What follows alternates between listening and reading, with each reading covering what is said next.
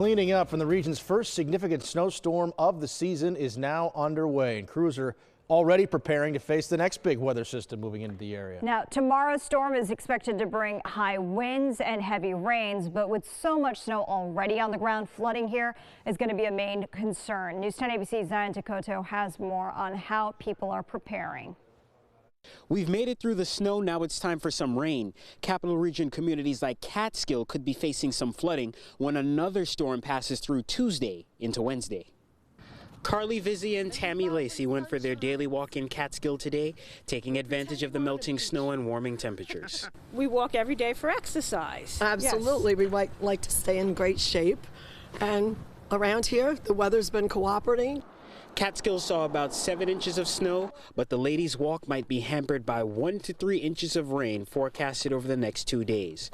For the pair, flooding is always a concern. You can see behind us, this is the Catskill Creek, and whenever flooding occurs, it happens here. The Catskill and Catskill Creeks and the Hudson River are all causes for concern. That flood risk compounded by snowmelt. Catskill's 7 inches of snow comes out to around 1/7 of an inch of water. Add that to the forecasted 1 to 3 inches of rain.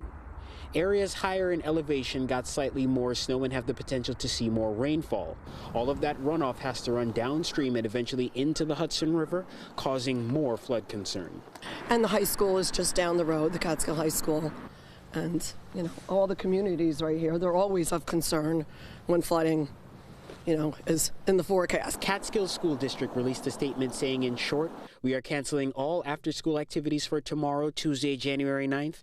We will monitor the storm conditions through tomorrow to see if an early dismissal is warranted. The Department of Public Works and Town Supervisor also could not be reached for comment, but referred us to a statement by the Hudson Police Department, which says they will be plowing main roads in regards to the weekend snow.